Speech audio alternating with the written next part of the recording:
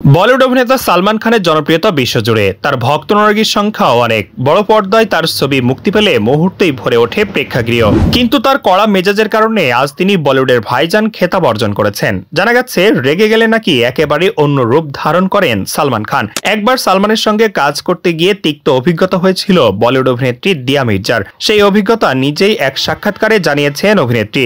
তুমকো না ভুল পায়েঙ্গে সিনেমায় একসঙ্গে অভিনয় করেছিলেন দিয়া ও সালমান। ছবির শুটিং শুরু হয়ে গিয়েছিল, কিন্তু নিজের চরিত্র সম্পর্কে স্পষ্ট কোনো ধারণা ছিল না দিয়া মির্জার। অভিনেত্রী বলেন, শুটিং এর সবকিছু ঠিক করা হয় নায়কের সুবিধা অনুযায়ী। বলিউডের সেই অভ্যাস এখনো আছে, কিন্তু সিনেমার গল্পটা জানা থাকলে সুবিধা হয়। সেই সময় আমরা সেটুকুই জানতাম না। পঙ্কজ পরাশর সিনেমাটি পরিচালনা করবেন বলে জানতে পেরে খুশি হয়েছিলেন অভিনেত্রী। সিনেমা সংক্রান্ত কোনো বিষয়ে খামতি রাখেননি প্রযোজক, কিন্তু সিনেমার চিত্রনাট্য প্রস্তুত ছিল না। দিয়া বলেন, সিনেমাটি নিয়ে আগে কোনো ওয়ার্কশপ হয়নি, চিত্রনাট্য পড়া হয়নি, দৃশ্যগুলো লেখা ছিল ভোজপুরি ভাষায়। এদিকে আমার চরিত্রটি রাজস্থানের, কিন্তু আমার সংলাপ ভোজপুরিতে। শুটিং এর কয়েক মিনিট আগে নিজের সংলাপ জানতে পারলাম। বিমানে যাতায়াতের সময় সিনেমার পোশাক তৈরি হতো।